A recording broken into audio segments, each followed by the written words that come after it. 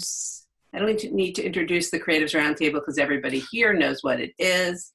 But thank you for joining us for this CR60 event, Crafting a Cohesive Business Model with Tara McMullin. I first came to know Tara as Tara Gentile, or Gentili, I don't know.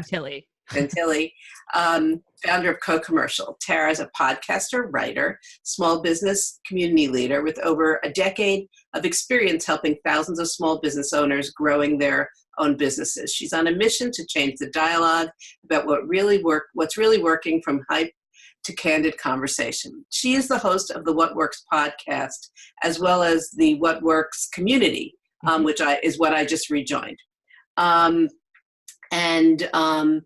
She's been named one of the top 24 female podcast hosts for business owners on Entrepreneur. And she's also a best-selling money and life instructor on Creative Live. Her work's been featured on Fast Company, Daily Worth, and the Huffington Post. Once everybody's online, I will put her links up, but I want to welcome Tara. Well, thank you so much for having me. I am thrilled to be here with you all, and I'm thrilled it's a small group because that just means we get to talk about this stuff more. So this will be great. Great. So what can you tell us? So we're ready to get started? Yeah, let's start. All right, cool. Let's dive right in. I am going to share my screen if that's okay with you. That way you can follow along while I'm talking. Let me just get, and please feel free to ask questions as we go, especially since we have such a small group, and we can make it kind of a little bit more of a conversation. And Nancy, you mentioned that I am an instructor on Creative Live. And so what I did is actually adapt one of my Creative Live workshops for this workshop. And so this is the like fast-paced version of a 2-day class, all about, in this case, all about building a cohesive business model. And so let me start off by saying why I think this is such an important topic, especially for creatives. And that is because I think a lot of creative business owners and a lot of business owners in general suffer from what I would call the what else problem. In other words, they get into business, they start selling something, whether that's a product or it's a service, and that something starts to sell. They get some clients or they get some customers, but they realize they're not going to hit their revenue goals right away or maybe ever with that product or service, at least the way they currently have it envisioned. And so they start asking, well, what else? What else can I sell? What other service can I offer? What other product can I deliver? And what happens over time is that these businesses, our businesses, get really bloated. In fact, they turn into what I would call a junk drawer business model. In other words, you have piled so many different offers, so many different ideas, so many different services or packages or proposals into your business model. And the truth is you don't actually even know what's all in there anymore. At least that's been my experience. And it's been the experience of lots and lots of people that I've worked with or known over the years, where there are just layers of different things that you can offer to a client or customer that comes along. And like I said, it ends up looking like a junk drawer. It happens to our websites. It happens to our project management software. It happens to our brains. And what I want us to achieve, instead of having a junk drawer business model like this, is instead to have a neat and tidy set of tools that we can offer customers or clients so that they understand what they're getting, we understand what we have to offer, and so that we can position our business in the most standout way possible. And also, we can run our business in the most profitable way possible. But to get to this kind of clarity around your business model, we really need to start with one main offer. And so that's what we're going to start off by talking about. And then I'll talk about how to actually branch into offering more than just that one thing. So first off, I would love to just kind of take the temperature of the folks that are here. How many of you feel like you've got a junk drawer business model? How many of you feel like you're suffering from that what else problem? You can raise your hand. You can pop it in the chat. I see Lydia's raising her hand. I can't see everybody right now, but let me know if that sounds familiar to you. Whoops. Okay. So as you can probably imagine, great businesses aren't built from this idea of what else. Top CEOs, top entrepreneurs are not thinking about what else they can constantly be offering in order to meet their revenue goals or in order to grow their businesses the way that they want to keep shareholders happy, to keep themselves happy, to keep employees, to keep customers happy. They're not constantly asking that what else question. Instead, they're not so much worried about how they're going to make more money, but instead they're starting to think about how to make their highest contribution. And so I want to ask that question of you too. What if you stopped constantly asking yourself what else you could do to generate more revenue, and you started thinking about how you could make your highest contribution, how you could create something that has the biggest impact for you, for your business, and for your customers? That's how we get to that one core offer, the thing that your whole business model is based around. It's all about that one thing that you want to be known for, that one thing that creates your highest contribution, that one thing that builds your brand and creates awareness of what you're all about in the marketplace.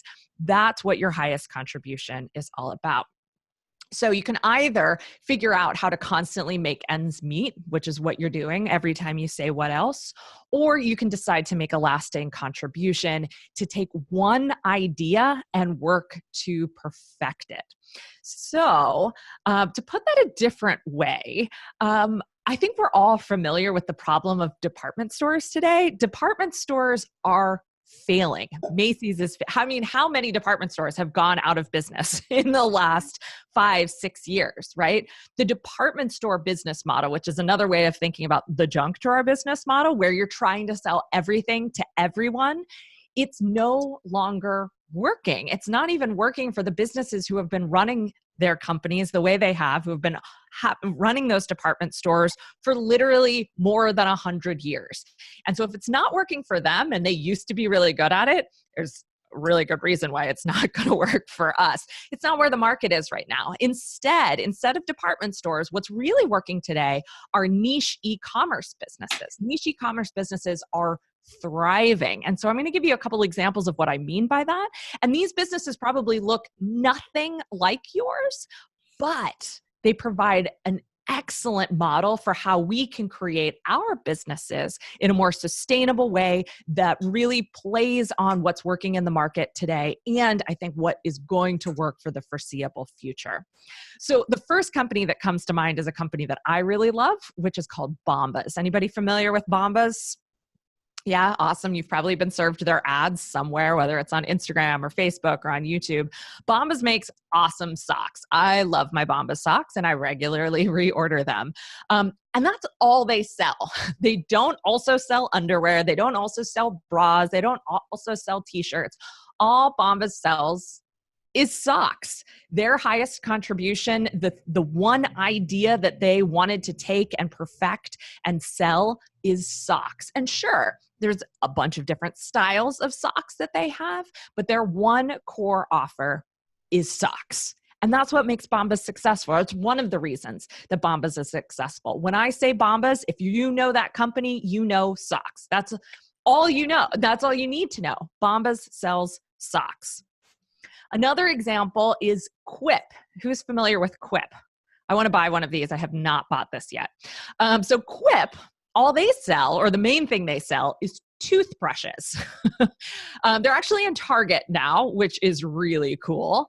Who just came out with t-shirts? Does Bombas come out with t-shirts? Because I missed that if they did. I'm going to have to go to the website after this and look it up. Very cool. All right, awesome. That actually plays better into the last part of today's workshop. So that's good. But Quip specializes in toothbrushes, and they want to make brushing your teeth better. They want to make it easier. So they've taken what is a very old idea, which is an electronic toothbrush, and they've layered on a very modern business idea, which is the subscription product. So something that is delivered to you on a regular basis. So that if you see the toothbrush in the middle there, the bottom part, the handle, is the electronic part or the electric part. And then the top part, the brush head, is replaceable. And so every couple of months or every month, they send you a new brush head so that you remember to change your toothbrush as often as you're supposed to, which is something I know I don't do as regularly as I should be. But this is their core offer. And they do sell some other things. They sell some accessories for the toothbrushes. I believe they sell toothpaste on the website as well. But their main thing is toothbrushes. And so when you go into Target and you see the Quip display, that's all you see, toothbrushes. You can't even buy the replacement heads at Target because they want you to sign up for that subscription service. So this is another example of how that kind of niche e-commerce business is really thriving. The last one I wanted to throw in here is completely different, and that's Stripe. I think we're all kind of familiar with Stripe probably because we know that it's like a way that we can take payments in our own businesses. It's something we can hook our websites up to. But a lot of people get very confused about Stripe because they think Stripe is the same thing as PayPal. And I actually really love this comparison and this compare and contrast example with PayPal, because PayPal is kind of like the department store of online payments, right? You can get a PayPal debit card. They do working capital. So you can actually basically get a loan from PayPal. They essentially act as a bank account. They work with other e-commerce providers so that you can make a payment very easily. PayPal does all those different things, and it does them moderately well, right? I think we've all run into problems with PayPal. Stripe, on the other hand, Stripe doesn't do any of those things. Stripe is just a system for accepting credit cards on your website and funneling that money directly into your bank account. That's all Stripe does. It does not purport to do anything more than that, and I don't believe that they have on their plan to do anything more than that. They have rolled out some interesting programs over the years, to help kind of places with lower access to e-commerce make it easier to do business in the first world. But for the most part, Stripe just wants to help you get people's money, right? They just want to help you sell stuff. That's all they do. And that's why Stripe is as ubiquitous as it is now, because it is as simple as it is. And so this is just another example of how a really simplified business model can actually help you thrive and help you reach those revenue goals instead of constantly asking what else. So all of this leads to having a cohesive model, having a simplified business model that leads to happier customers, greater impact, and most importantly, or at least equally importantly, more profit. And that's, I think we all want all of those things, right? We want really, really satisfied, really, really happy customers. We want to make an impact with our businesses, whether that's on a global scale, on a local scale, or just customer to customer. And of course, we want to have more profitable businesses. We want to have businesses that are easy to run, that are efficient, and that make us good money. And that's what having a cohesive business model is all about. So the first step to building a more cohesive model is to build your business around a core offer. And so all of those examples that I just described, what we were talking about there is their core offer: socks, toothbrushes, and payment gateways. That's it. Those are the core offers for those businesses. If I were to ask you, what is your core offer? Do you have an answer for that right away? You might, which is awesome, or you might not. And if you don't, you're in very, very good company. I think probably if I were to guesstimate, I would say, like thinking about our own community and the business owners that I talk to on a regular basis, it's probably about 50-50. 50% of people could easily say, yep, this is my core offer. They may not have they still might not have a cohesive business model. They still may not be reaching all their goals, but they could say, yep, no, I know what my core offer is. And then the other 50% of folks would say, well, I don't really have a core offer. I offer these 3 or 5 or 10 different things. And little bit by little bit, that's enough to make ends meet for me. That's how things work. So whether you're on one side of that or the other doesn't really matter here, but this is the first step to really building out a cohesive business model, is really understanding what that core offer is. When you have a core offer, you always know what you're selling, because the main thing, probably the only thing that you are putting sales time into is your core offer, right? Quip doesn't spend time selling toothpaste because they know if they just sell more toothbrushes, they're also going to sell some toothpaste too. They know if they sell more toothbrushes, they're going to sell some accessories too. They're selling accessories that are specific to Quip toothbrushes. They don't need to sell accessories to people who don't already have a Quip toothbrush, right? So you always know what you're selling when you have a core offer. It is the one thing, and probably the only thing, that you lead with when you are in that sales mode or promotional mode. When you have a core offer and when you know what your core offer is, you can focus on a strategy to sell more. In other words, you can start to really build out what it looks like to not just sell things one at a time or not just sell things in a limited capacity, but really scale up your sales system. You're also not wasting time and reputation creating new things all the time. So another thing that I see happen all the time, and especially in creative businesses, is that because you're constantly asking what else, because you're constantly layering product on top of product or service on top of service, a lot of times your customers stop understanding what it is that you actually sell, right? Your brand vision, your audience, your kind of core value proposition, it all gets really watered down and people don't actually know what you're all about. So you're not top of mind when they realize they need the thing that you're actually selling. So having a core offer fixes that problem completely. People know your business for your core offer. And then you're also just not wasting time on all of that product development as well.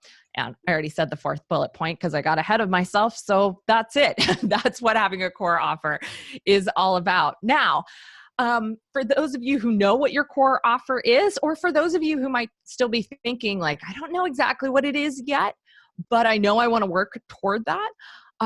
As you're kind of thinking through that process, there's another step to this, because it's not just knowing what it is, and it's not even just leading with it when it comes to marketing and sales, but it's also about building the infrastructure of your business around that core offer. So what I like to do is ask people to think about what would happen if your core offer was 80% or more of the revenue that you bring in for your business. Now, maybe you're already there, and maybe you just want to scale up from there. But I think for a lot of us, we see a pie, if you envision a pie chart with all the different offers that you have, that pie chart is broken up into a lot of different pieces, and those pieces are fairly equal. Maybe 15% of your business comes from this offer, 15% comes from that, another 15% over here, another 15% over there, another 15% over there. I've lost track of my percentages now, so I can't tell you if that was anywhere close to 100% or not.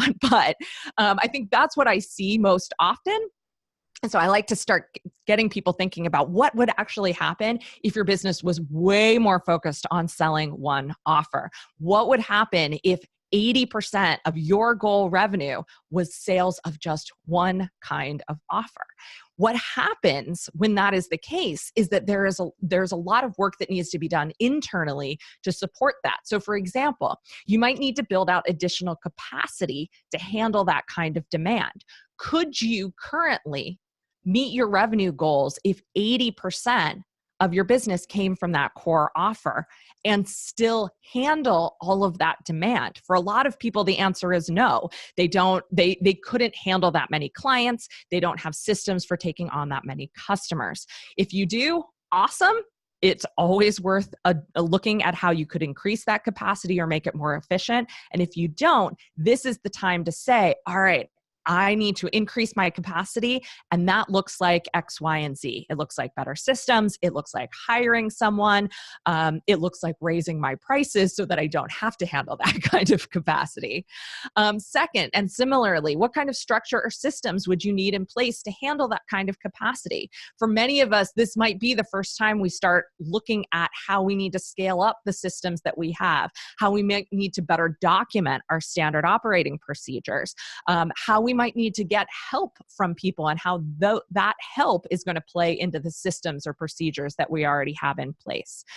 So that's another question to consider. And then finally, what kind of marketing or sales strategies would you need to sustain the kind of sales that are going to bring you to that 80% of your goal revenue mark with just that one offer? Does your current sales and marketing system actually allow you to sell that much of just that one offer? And if not, what do you need to change? How do you need to evolve that sales and marketing system? Where do you need to invest more? Do you need to invest in paid traffic? Do you need to invest in a salesperson? Do you need to invest in marketing help? It could be all sorts of different solutions, but you really want to be thinking about how you scale up sales and marketing so that you can actually find as many customers as you need for that core offer so that it can be as big a part of your business as we're talking about here. Any questions to this point? I have a question. Yeah. So I wrote down in the chat that my core offer is design of brands, print design, and web design. I actually only do web design when it comes with a branding package. Mm-hmm. So to more focus that, and I left out my favorite thing, which were ads. So and of the print design, I mostly do annual reports. So if I changed it to I design ads, annual reports, and brands, and put an asterisk next to brands for it can explain, in depth what that is. Is that more focused there or? So I think that absolutely what you have is a core offer. What I would probably do is describe it differently. And I think this is probably an opportunity for you since you do know, like there's very specific things. Why are those what purpose do those specific things serve in the businesses that you sell to? So ads, annual reports, kind of overall branding, what purpose does that serve for those brands? I think the answer to that question is your core offer. And then the tools that you, or the kind of the features, like if we think about features and benefits, the features that allow you to serve that purpose for your clients, those things are the print design, the ad design, those kinds of more specific things. But I'd love to see you frame up that core offer around a value proposition that really gets to the heart of why a client would hire you. Because they're not just hiring you for ads or annual reports, right? That serves a higher purpose in their business. That higher purpose, that's where the crux of your core offer actually is. Does that make sense? Yeah. So like the fact that they're hiring me to communicate what they're doing to the outside world, although it has to be said better than that. Yeah. That's basically it. Yes. Yeah. I think you're getting to exactly it. And then when we get to the end of the workshop and I start talking about accessory offers, when you frame it up in terms of I help you communicate what's most important to you to the public, something like that, then you might actually even be able to see more opportunities for delivering accessories along with that core offer that allow you to expand the business in really exciting ways, but all around that one single focused core offer. Great. Anyone else have any questions? No, we're all just listening. Okay. All right. Awesome. That's cool. So my question to you then is what's stopping you from focusing on a core offer? Because this is actually a huge roadblock that I run into with business owners all the time, is that they like the idea of this, but there are all sorts of objections in their head. And whether you want to pop your objections in the chat or whether you just want to stew on them while I talk about what some of those objections are, that's up to you. But, I hear from a lot of people that they're afraid of building the kind of capacity for their business to have that core offer. They're afraid of hiring people. They're afraid of the documentation that it might require. They're afraid of the kind of structure that they need to build in their business to make that core offer really work for them at the kind of the level that we're talking about. Another thing that really stops people from focusing on their core offer is that they're afraid that they're not going to be able to offer everything that their clients or customers want. Maybe they're really used to being the go-to person for their clients for a whole bunch of different things. And so looking, if the possibility of sacrificing a client client relationship or a customer relationship is on your mind, I think that's really valid. And I think to Nancy's example, I think there's actually a business opportunity there. There's an opportunity to say, all right, what is it that these people are actually coming to me for? And how can I frame that as my core offer so that I can continue to deliver in a variety of ways while actually kind of talking about and displaying what the true value of hiring me is to this client or to this customer, and therefore actually be able to raise your rates around it as well. Another thing that often stops people from focusing on a core offer is they're really afraid of getting bored. How many of you are afraid of getting bored if you only offer a couple of things in your business? Crystal says, yup. If that's you, that is also really common. And there are ways around this problem. Look, guys, I get really bored too. You can ask my husband. I get bored very easily. I love it, and I am absolutely an entrepreneur that ends up breaking things to create something for me to do, right? Because I get bored. And again, if you're in that category, you are not alone as well. So there are lots of different ways that you can tackle this problem of boredom as you're thinking about your core offer. You can start to pay attention to all of the variables that actually go into your core offer. Things like, how can I make my client onboarding better? How can I hire someone to do this job? How can I find 10 times more clients instead of the number of clients that I have? Once you start to take that core offer and break that apart into creative problems, each of those fun creative problems can be something for you to put that need for new ideas and new solutions. You can put all of that energy into solving the creative problems that go into that one core offer. And what happens when you do that is not only are you not bored, but your one core offer gets really, really good. Now it's not just a service that you offer or a product that you have for sale. Now it is top of the line. It's the best in the market. It is what every other offer out there is measured against. And so really turning all of that creative energy into one offer and then making it as good as you can by solving creative problem after creative problem keeps you on your toes, and it makes your product absolutely incredible. So those are some of the reasons that I often hear that stop people from focusing on a core offer. And I just wanted to kind of get those objections out of the way before we go any further here. All right, so let's talk about actually finding your core offer. So if this is something that maybe you feel like I might have my core offer. Maybe you feel like you've got your core offer, but you're not sure that it works yet. That's really common. So let's take a look a little bit closer to this. Now, there's a 90% chance that you fall into one of two camps when it comes to knowing what your core offer is and whether it's going to work for you or not.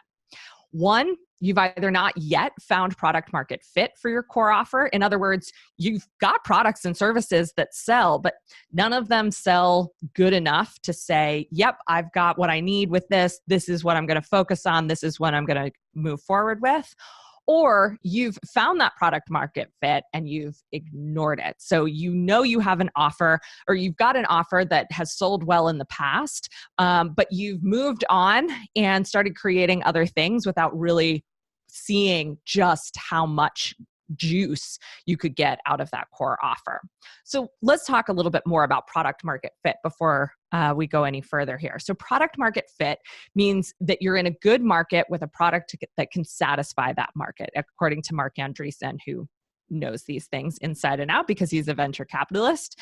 So product market fit means being in a good market with a product that can satisfy that market. In other words, it's easy to get to a yes on your service or on your product, and there are plenty of potential yeses to sustain your business. So I've got this thing. When I get it in front of the right person, it's easy to make the sale. If you feel like you've got something where it's easy to make the sale, that's a prime candidate for your core offer. So if you have a package that sells over and over and over again, people know, yeah, that's the thing that I want. Or if you have a product that as soon as people see it, they say, absolutely, I need that, I want that, I've got to have that in my life, that's a really good indicator that you've got your core offer on your hands. And there's a caveat here. There have to be enough of those people who say, yes, that is exactly what I need in order for you to make that core offer work. Now, that question is art and not science, right? There is certainly an amount of customer research and market research that you can do to make sure that there are enough yeses in your market. And most of the time, I don't really believe in products that are too niche. Every so often that absolutely happens. But most of the time, if you've found, enough yeses to this point and people are really excited about it and they say yes easily, there's probably going to be enough yeses in the future. But you do want to ask yourself that question and get really serious about kind of vetting that there's going to be enough yeses moving forward, that there are enough people who have that kind of yes reaction or will have that yes reaction in the future to make that core offer sustainable. So that's what product market fit means.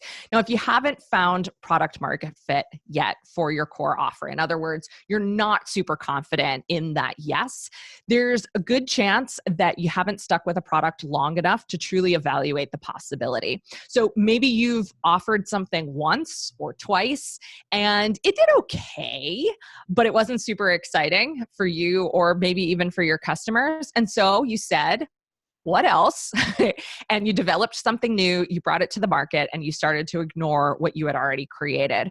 That's a really good way to ignore whether or not you've found product market fit and whether or not you've found a core offer that you can build your business around. So it's very, very possible that the right core offer for your business, the thing that you're going to be excited about, the thing your customers are going to be excited about, and the thing that you can build a really cohesive business model around is something that maybe you created a year ago, 2 years ago, 5 years ago, but it is something where you can easily get to yes and where there are plenty of yeses in the market, and you just need to spend a little bit more time perfecting it, evaluating it, and putting it in front of the right people. The second thing that happens, or the second reason you might not have found product market fit yet with the products or services that you provide is that you don't use customer feedback to iterate slowly.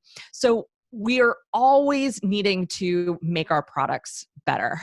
We've been, for instance, in my business, we've been working on perfecting sort of a community-based business support model for the last 2.5 years. And still, every month, we're looking at ways we can make it better. We're looking at ways we can take customer feedback and turn it into a better understanding of what our business is all about. Our customer or our a community advocate is constantly getting on the phone with old members, new members, and talking to them about how they interact with the community so that we can make it better. And slowly over time, we add new features. Sometimes we take features away that aren't performing well, and we make that product exactly what our customers need so that it's a no-brainer when we put it in front of them. And then finally, and this is what we've been talking about the whole time, if you haven't found product market fit yet, if you haven't found that core offer yet, it's probably because you flail around a lot. I know I do, creating idea after idea, offer after offer, product after product. And so we want to kind of rein that in and start creating a focus around finding what that core offer can be and finding product market fit. If you've ignored product market fit in the past, it's probably because you had a product and an audience, and you took that product and you sold it to as many people in that audience as possible. And then you realize there's no more people in this audience who want to buy this product or who want to buy this service. But instead of going out and finding a new audience to sell to or welcoming new people into that audience, you said, okay, great, I'm going to take that audience and I'm going to make them something new. And then the same thing happens and you say, I'm going to make them something new. And then the same thing happens and you say, I'm going to make them something new. And so you end up selling to the same people all the time. And unfortunately, what also happens in that scenario is that over time, because of things that happen naturally and are not your fault at all most of the time, that audience gets smaller and smaller and smaller and smaller. And so you're selling to the same people, but there's less of those people to sell to, and that's when businesses really start to contract. Another reason that people ignore product market fit, maybe they've landed on something that really works, but they jump on to the next thing, is because they don't think it scales. Now, I'm going to use the word scale here, not in the way that we think about scale when we're talking about like all of the gurus and experts that tell you should go out and build an online course. Like, you got to turn your service into a course so that it scales. That's not what I'm talking about. Any business can scale up. It doesn't mean every business has to scale up, but any business can take what they're doing and do it for more people, do it more efficiently, and do it more profitably. That's what scaling up really is. So whether you have a design product or a design service, whether you have a physical product, no matter what kind of product you have, there is some aspect of that product or that service that can scale up. But we forget that because we live in this world of hype around scale at a massive size, scale that is completely impersonal, scale that is completely automated. And a lot of us don't want to run our businesses like that. So we move on and we create something hyper personal again, and we ignore the fact that there was actually the possibility to scale up in that product that we actually had so that it could become truly profitable and sustainable over time. And then finally, if you ignored product market fit, it's for that reason that I mentioned before, which is that you got bored. And again, I am as guilty of this as anyone. I teach from experience here, guys.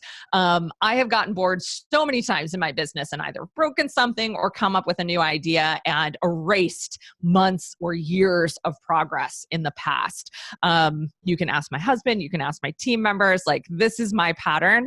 And we're finally in a place where that's not my pattern anymore. We have broken out of that and it's wonderful. And I highly recommend it, which is why we're teaching this class. All right. So this idea of finding that core offer, finding product market fit, the reason that this is so important is because you can't accelerate your marketing, build long-lasting systems, or invest in infrastructure until you've found product market fit for your core offer. So many people want to put the cart before the horse. They want to figure out how they can have thousands or tens of thousands or hundreds of thousands of followers on Instagram, how they can get more and more and more people onto their email list, how they can use Facebook ads to accelerate their marketing.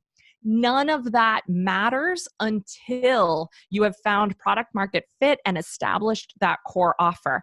Everything that you do to build a following, to spend money on advertising, to invest in sales, everything you do before you get to that product market fit is probably a waste of time and money.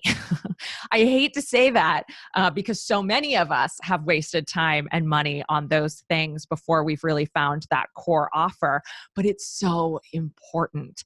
And hopefully hearing it today will help you save heartache and wasted dollars in the future, because there's such, this is so important. So again, all of those things about how you're going to massively grow your list, massively grow your audience, invest lots of money in Facebook ads, it's just a cash machine. None of that matters until you get down to this core offer and you have that business that's built to service that core offer at the scale that you want to be servicing it at. Okay. So as we're starting to come to the end here, we've talked a lot about what that one core offer is. But I want to talk a little bit about what else you're going to sell, because just like our Bombas example here, Bombas doesn't actually have to only sell socks for the rest of Bombas' life. Apparently, they can also sell t-shirts. I hope that goes well for them. But the same thing goes for your business. Just because you have that one core offer and your business is optimized to sell and deliver that core offer at the capacity that is going to meet your wildest dreams for revenue, doesn't mean that's the only thing your business is going to sell. Your business is probably going to sell a couple of other things as well. So once you've considered your core offer, or once you have that core offer in mind, I want you to consider a couple of questions to get you in the right headspace for figuring out how you're going to fill out the rest of your business model.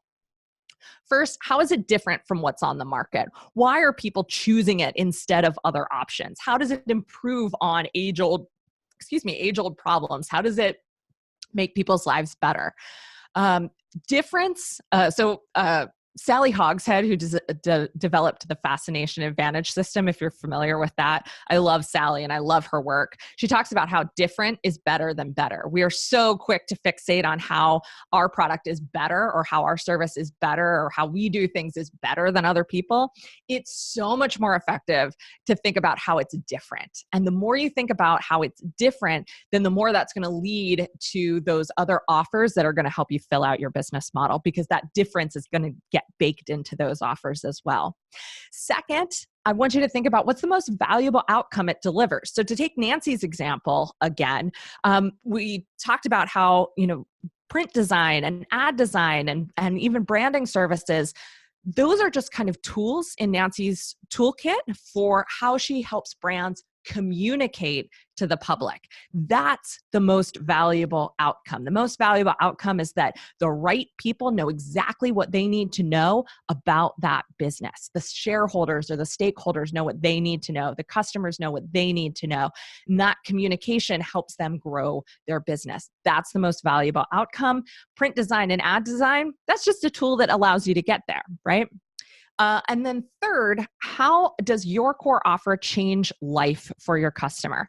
Everything that we buy changes us in some way, whether it's really, really small or whether it's really big. And there are plenty of things that we buy that do make big changes, but obviously the vast majority of things that we buy just change us in small ways. But those changes are key to understanding then what else you can sell to further that change. What else can we do to help bring that change around or to continue that change or to make that change the new normal, right? So once you have your core offer and you have your answers to these questions, then you can start thinking about what else you're going to sell.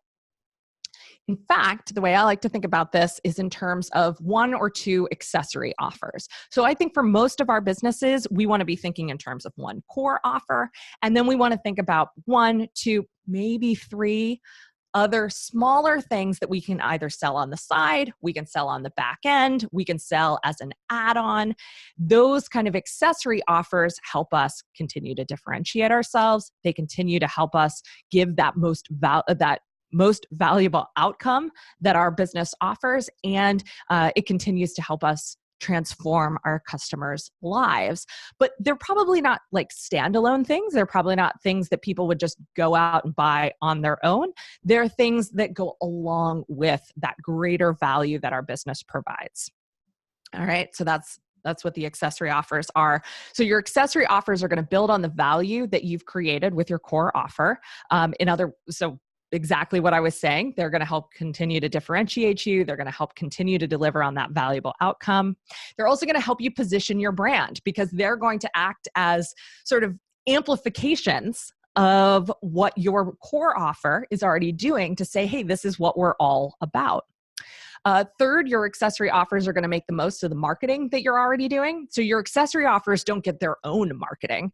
They piggyback on your core offers marketing or in your core offers sales. So you don't have to say, well, I've got my core offer and I'm going to work on promoting that for the next 3 months. And then I'm going to promote this other offer. And then I'm going to promote this other offer. No, you promote that core offer. The core offer promotes the accessory offers. Way more efficient, way more profitable, and way better for your brand. And then finally, your accessory offer meets the needs of the audience or clientele that you've already established. So a lot of times when people think about adding on an offer into their business, they think about going into new markets. Well, I've made this offer for this group. Now I'm going to make this offer for this group and this offer for this other group. Guys, that gets super complicated. It gets super expensive. It ruins your profit margins. And it also gets really, really confusing for your customers because then your customers are constantly asking themselves, well, is this for me? Is this not for me? I don't know what this is all about. I don't know if I belong here or not. So you want to really focus on that one audience or clientele that your core offer is all about, and then create accessory offers that same clientele can make use of. And that is how you get to this beautiful, very neat very artisan looking business model instead of a junk drawer. So, I was using that picture of an axe to kind of signify what your core offer is. Everything else in this picture, maybe it doesn't help you chop down a tree, but it fits. It helps you do similar kinds of jobs. The same person is going to use the axe, that uses the hammer, that uses the knife, that uses I don't actually even know what all of these things are because I'm not that person. But this really is a great way to think about how your core offer and your accessory offers work together. The same person is using all of these things. They're using them in similar ways. Each of these different tools kind of adds additional value, adds additional functionality for that person. And so they don't have to try and do everything with an axe. They can do it with the hammer. They can do it with the knife. They can use is there an awl? No, there's not an awl there. There's a pitcher. An ice pick. I don't know what those things are, like I said, but they're going to use those different things all together. So your core offer and accessory offers work together to create those happier customers, greater impact, and more profit. And again, that's back to where we started. This is what's most important, I think, for all of us. We do want happier customers and clients. We want them to feel as satisfied as possible with the fact that they've hired us or bought our products.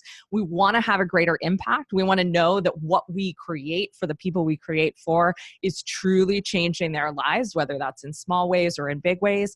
And of course, we want more profit, not just more revenue. We want to enjoy the profit piece of our business. And that comes from running our businesses efficiently and effectively and finding good ways to scale up what we're offering.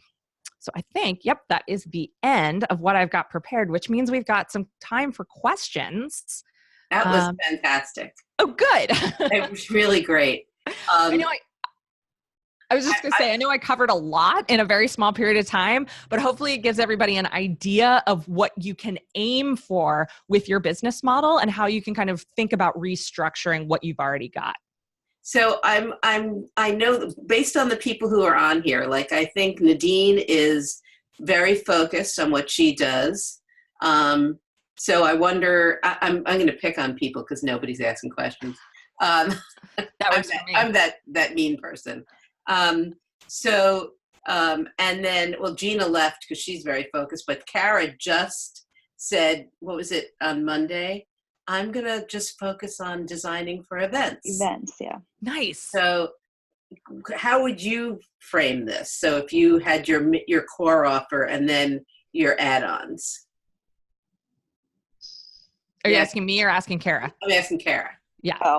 Sorry. Oh God, you're picking on me when I'm super tired today. I forgot you're on vacation, so. Yeah, I'm on vacation. I'm not entirely sure. This gave me a lot to think about. So I think I'm glad that you kind of asked your question earlier, Nancy, to kind of figure out how to think of it from a design perspective. So right. I guess I need to figure out is how the events fit into the core value, or if it's I guess that would be the core value. So the core value is the problem you need to solve for your clients. Is that correct, Tara? Yeah. And I think one way to think about this in terms of events. So here, this is kind of an amazing opportunity to look at both creating a cohesive business model and finding a really profitable niche, right? So it sounds like events are both the niche and the crux of your cohesive business model. So incredible, right? Like there's such a huge opportunity here. So the way I would think about it, or so start thinking about it, is what is the kind of event that I want to help my clients create? And what's my role as a designer in creating that kind of event for them? And I would probably argue, like as someone who is not a designer, but really appreciates good design, a design is a huge piece of creating the aesthetic, the emotion, the feeling behind an event, right? Mm-hmm. Yes, speakers are important. Yes, activities are important. Yes, food is important. But design is what sets the stage for all of that. So you have this huge role to play in helping your clients bring their dream event to fruition. Mm-hmm. And that's what I would focus on is my core offer is a package that helps you bring your dream event to fruition, and this is how we do that. And then you list those specific things out. It's the invitations, it's the menu cards, whatever kind of event you're doing and the different pieces of that. So yeah, it's probably going to be a proposal that has lots of different parts, but the core deliverable outcome is always going to be the same. And then that's what you get known for is Kara helps create the event of my dreams. She does it in all these different kinds of ways. And then, yeah, you can have accessory offers that go alongside of that as well that still lead back into that same outcome. Great. Thank you. Yeah.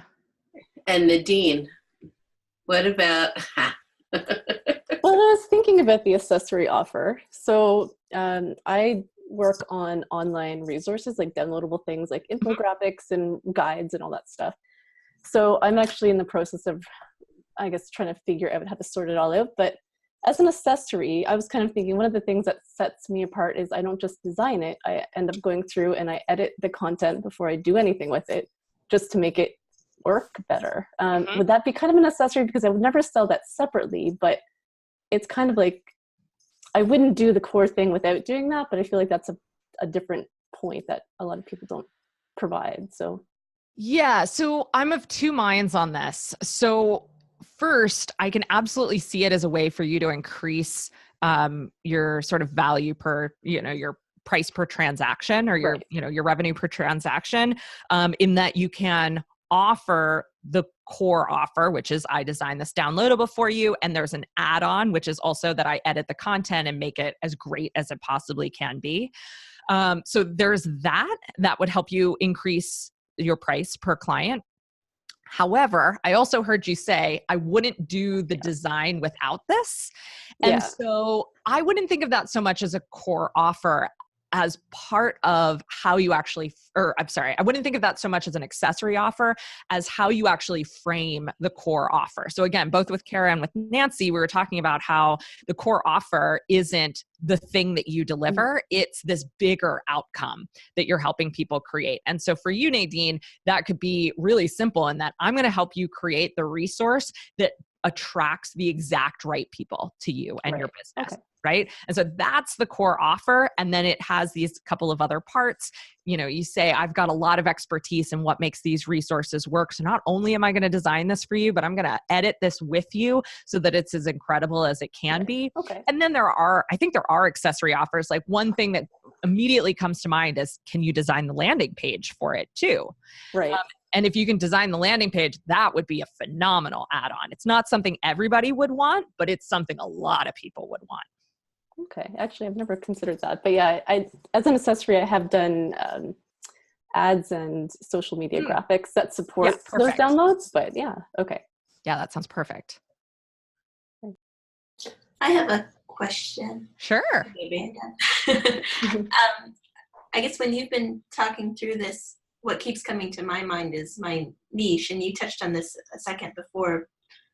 So can you talk a little bit more about how you distinguish the core offer from a niche? Like, I feel like it's kind of just adding a verb to your niche would be your core offer. Yeah, I mean, niche is something that we talk about in terms of the who, and core offer is something that we're essentially talking about in terms of the what and maybe even the why as well. And so I think you're right, is that it's essentially two sides of the same coin. It's two different ways of describing something. But I think that you can have a niche and not have a core offer for that niche. And so just because you know exactly who you work for doesn't necessarily mean that you know exactly what you offer them. In fact, I think a lot of times when someone gets really specialized in a niche, that's when they feel free to tell that niche that they can do anything for them, right? Because I know your niche inside and out, and I know you need this and this and this and this and this and this and this, and then you offer all of that. And again, you get stuck in that like efficiency trap where your profit margins are really low. No one quite knows what you do. They just know who you work with. And so I think these two things kind of can work hand in hand so that people don't just know who you work with, but they know what you do for them and why you do it for them. Mm-hmm. Great. Thank you. Yeah, absolutely. I had a question. I do branding design, and I'd say about maybe a third of my clients come in through like a branding package. Mm-hmm. So, they're either a new business or existing business and they want the logo, the business cards. Like, I have package prices and I modify some of the pieces for them. And, ideally I'd like to turn them into a long-time customer because they'll come back to me for per project needs. But I'd say a good section of my clients come in, they're existing businesses. Sometimes they're marketing directors. Sometimes they're just someone who's in marketing for that business. And they just have a per project basis. So we do one project, we build the trust, and then we go on from there. So, to me, those are two kind of different services. One is like, designer and copywriting for your needs as you need them versus logo and brand design to get your identity started. Yeah. So I think there's a couple of different ways that you can make that feel more cohesive from an internal perspective, which I think is what's really important there. Because, well, yeah, I think the internal piece of this is really key for at least the way that you're asking about this scenario. You want to clarify internally whether you do per project things as sort of a lead generator to get people into a big brand package or into a maintenance kind of package. And then you want to, and also you want to clarify, like, no, we start with the big brand package and then ideally we move them into a retainer package. And then that's when we can do projects by project kind of over, month by month. So for you, it sounds like it's less about the offer itself, where you have your opportunity, what your core offer it is. It sounds like it is that big brand package. And so you want to think about how does the rest of that work together? And that may sound simplistic, or it may sound like, well, I know how it works together. But what I find is that people actually haven't intentionally thought about this thing works with this other thing this way, and structurally, internally, here's how those things work together. And so is it just you, or do you have a team? I have a team as needed. So okay. Yeah, for certain things it's me, but then any type of marketing or copywriting and digital design, I bring on people. Got it. So yeah, so this is helpful then, like having a really clear understanding of how it works structurally and internally and operationally in the business allows you to better communicate with the people that you are bringing in, even temporarily. It helps them understand what kind of project they're working on and what kind of project might be next. It also helps you get more buy-in from those people that are working with you, and it provides structure for how you might actually further invest in the people that are working with you, moving people into part-time or full-time roles, having just consistent help so that always these people are going to be there for you and you can build up your capacity faster that way. So yeah, for you, I think it sounds like it's really a question of just making sure that you understand how it works operationally so you can be as efficient as possible as you're working with clients on different kinds of projects. Do we have time for one more question? I actually have a hard stop at 1:30. Okay. So do you want to just tell everyone quickly about your What Works? Sure. What Works? That would be great. Yeah. So What Works is kind of two different things. One, we have the podcast. So if you like business podcasts and you like finding out like what's actually working in businesses and not just what the hype is, you can find the podcast on Apple Podcasts, on Spotify, on Stitcher, wherever you listen to podcasts. And then we actually have a community where we talk about exactly those things. So what's actually working in businesses today.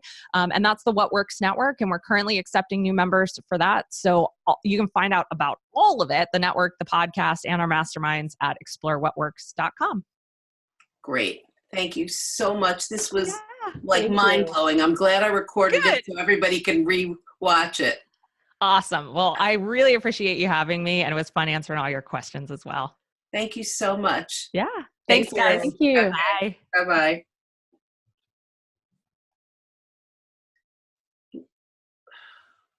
Hey, Jen.